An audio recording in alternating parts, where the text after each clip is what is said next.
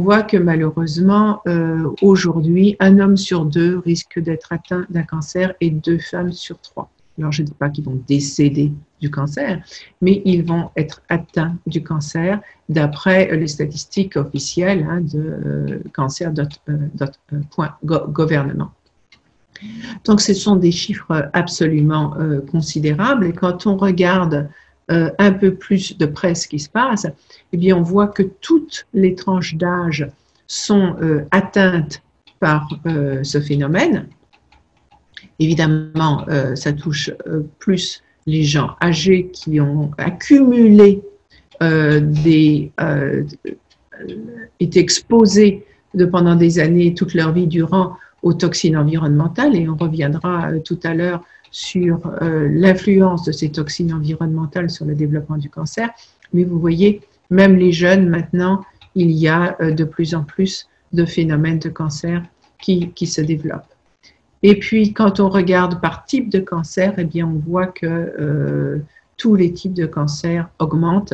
Malheureusement, on ne peut pas dire, là, on a le problème du cancer du poumon, on va empêcher les gens de fumer et ça va résoudre le problème du cancer. Non, tous les cancers augmentent. Et donc, la solution, elle est à chercher ailleurs. Et le pire, c'est que ce nombre de cancers, eh bien, il est prédit qu'il augmente, va même doubler d'ici 2030. On prévoit une augmentation de 50% des cas de cancer et une augmentation de 60% du nombre de décès par cancer. Donc, quand on nous dit qu'on est en train de gagner la lutte contre le cancer, eh bien non, ce n'est pas vrai. Et il est tout à fait légitime dans ce contexte de s'interroger sur d'autres solutions que les voies officielles, parce qu'après tout, refaire tout le temps la même chose en espérant un résultat différent, c'est la définition de l'insanité. Et donc, je vous propose que nous étudions ensemble la voie proposée par professeur Mirko Beljanski, qui était docteur S-Sciences, qui était conduit sa recherche, sa carrière au CNRS. Il a passé 40 ans à l'Institut Pasteur. Il est considéré comme le premier biologiste vert. Vert dans le sens évidemment d'environnement. Il est maintenant considéré comme un des pères de la médecine environnementale. Pourquoi?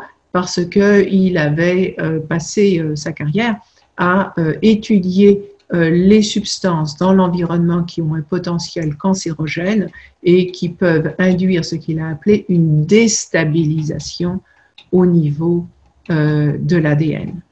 Alors, quand je parle de déstabilisation au niveau de l'ADN, voilà à quoi ça ressemble.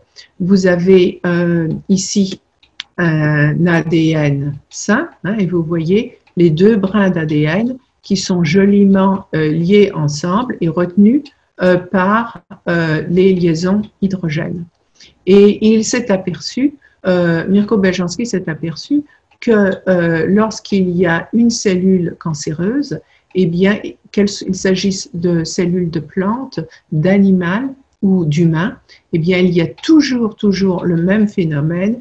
Les liaisons hydrogènes, à un certain point, sont cassées. Elles sont tellement étirées qu'elles sont cassées.